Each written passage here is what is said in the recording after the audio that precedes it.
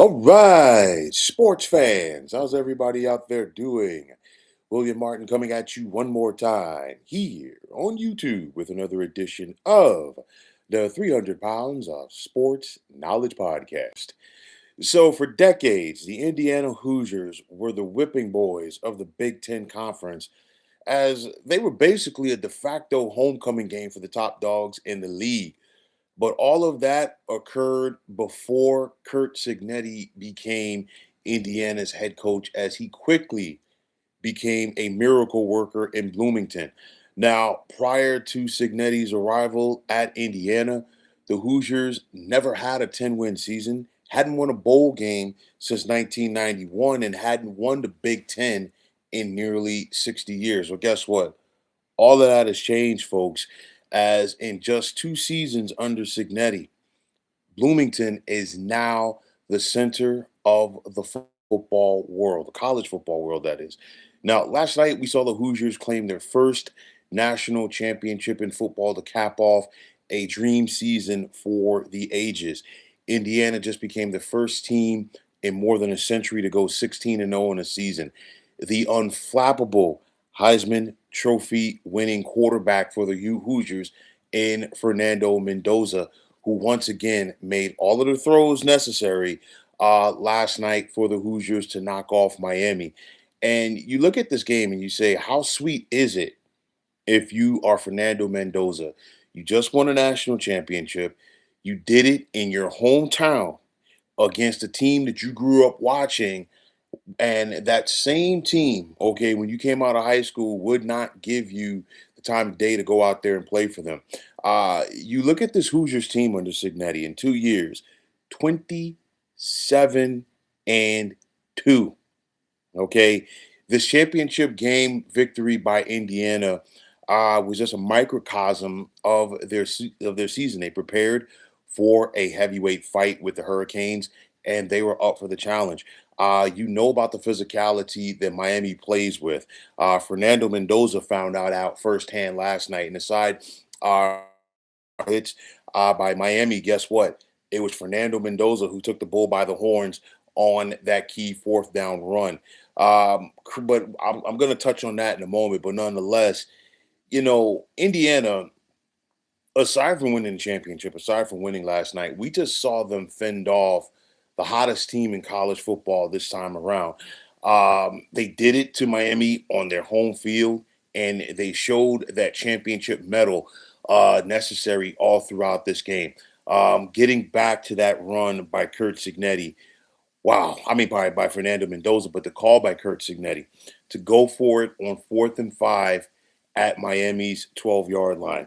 Not only did we see Mendoza get the first down on that run, he put his body and left it all out there to score that touchdown to put the Hoosiers up by the score of 24-14.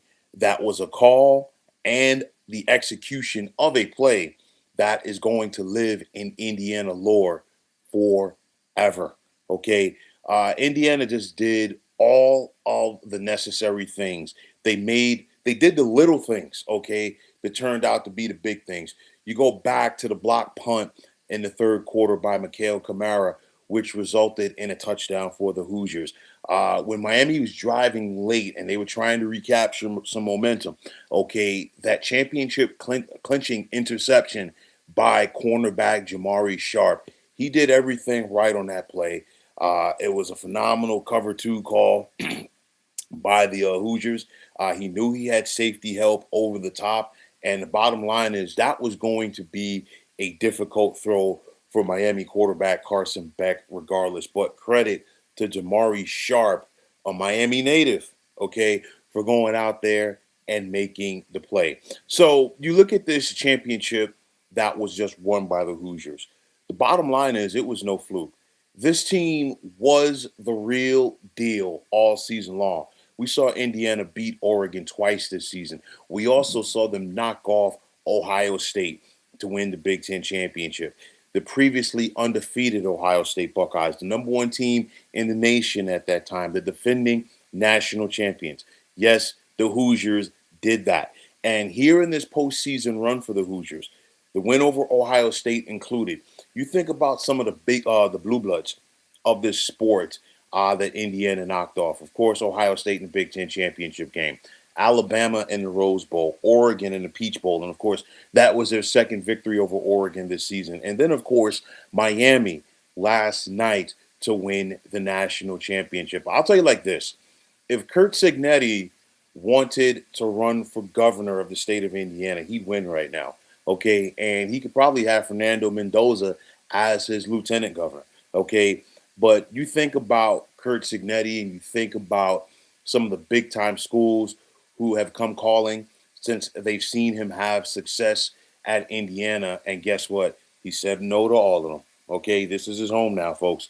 You think about the fact that most of these Indiana players, if not all of them, were not big time recruits coming out of high school. Not only were they not big time recruits coming out of high school, they were not big time recruits in the transfer portal. Remember, some of these guys that were on this Indiana team came to the Hoosiers with Kurt Signetti when he left James Madison. Okay, you think about Fernando Mendoza.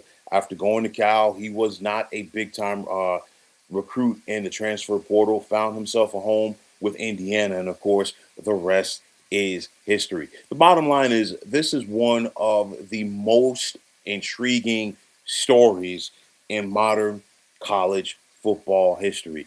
Kurt Signetti said that he was going to celebrate last night with a beer, and he had it. But I guarantee you that Signetti will never have to buy another drink within the Bloomington city limits for as long as he lives. You ask yourself, where does this Indiana program go after last night? I mean, things are never going to be the same for you after you win a championship. You're only going to be the Cinderella one time. But the thing is like Indiana belongs. And I think Indiana proved that they belonged long before this championship game. They're clearly there to rub elbows with the likes of Penn State, Michigan, Ohio State, in the Big Ten conference, Oregon as well. Okay. And this Indiana team, it's never going to be the same for him because, yeah, Kurt Signetti has thrived with getting the 2 and 3 star recruits. But now I guarantee you, now that he's won with these guys, now that he's going to have the ability to send some of these guys to the next level to the NFL, I guarantee you some of those 4 and 5 star kids that Indiana would have never looked at before are looking to come to Bloomington and play for Kurt Signetti right now.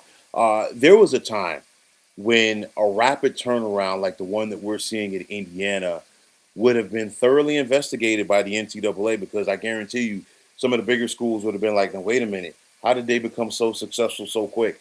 But in this modern era of college football with the NILs and the transfer portal, which is college's version of the salary cap, it's put everybody on more equal footing. And guess what? Credit to Indiana for taking advantage of things. Excuse me. The bottom line is the Hoosiers are for real, folks.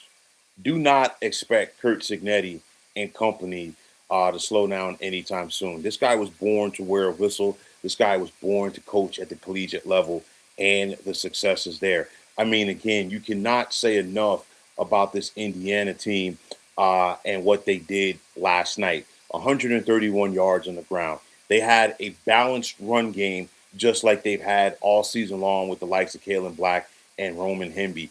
What can you say about the big catches by Charlie Becker, the big catches by Elijah Surratt and Omar Cooper? And then what can you say about this defense? They shut out Miami in the first half. And of course, Miami was ready to go in the second half. I don't know what Mario Cristobal said to his team in the locker room at the half, but it worked because Miami played with much more of an attitude in the second half. But again, with the exception of one big catch, this Hoosiers defense never allowed Malachi Tony to get off.